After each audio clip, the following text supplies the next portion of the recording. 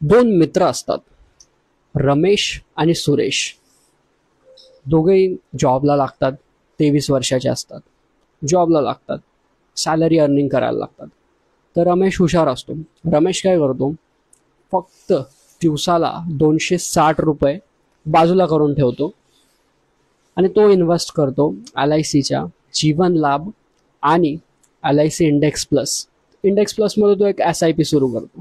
आणि काय, दिवसाला फक्त तो 260 रुपये साईडला करत असतो. आणि दुसरा मित्र असतो सुरेश.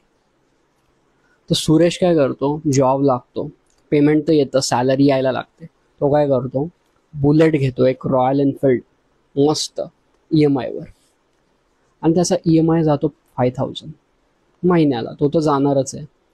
सोबत आता यार रमेश आता जस्ट सेविंग करायला लागला. आणि सुरेशने काय केलं, भाई आता जॉब लागला यार, सॅलरी भेटते मस्तपैकी, आपण काहीतरी जगलं पाहिजे. आताशी 23 वर्ष, सेव्हिंग वगैरे नंतर बघायची, आता एवढ्या लवकर करून काय होणार आहे.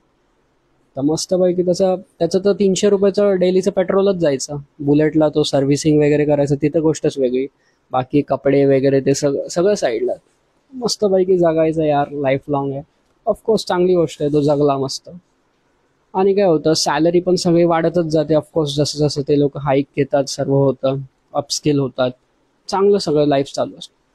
पण काय होतं, नंतर ते 25 वर्ष जातात.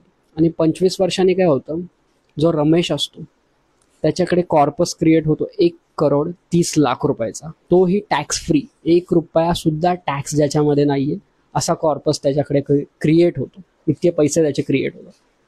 आणि त्याच्याच उलट जो सुरेश आहे, त्याच्याकडे काय असतं, फक्त EMI आणि सेविंग झिरो. का, तर जो आत्ता सेविंग करायला स्टार्ट करतो तोच भविष्यात सुद्धा करत राहतो. त्यामुळे मित्रांनो, सेविंग ही खूप गरजेची आहे. आणि असेच नवनवीन गोष्टी जाणून घेण्यासाठी मित्रांनो, आपल्या चॅनलला सबस्क्राईब करा. आणि तुम्ही माझ्या पर्सनल कॉन्टॅक्ट नंबरवर संपर्कसुद्धा करू शकता. आणि अधिक माहितीसाठी आपल्या चॅनलला सबस्क्राईब करा आणि आपले व्हिडिओ शेअर करा मित्रांनो. आणि थँक्यू व्हेरी मच. तुमचा असाच सपोर्ट राहू द्या. थँक्यू.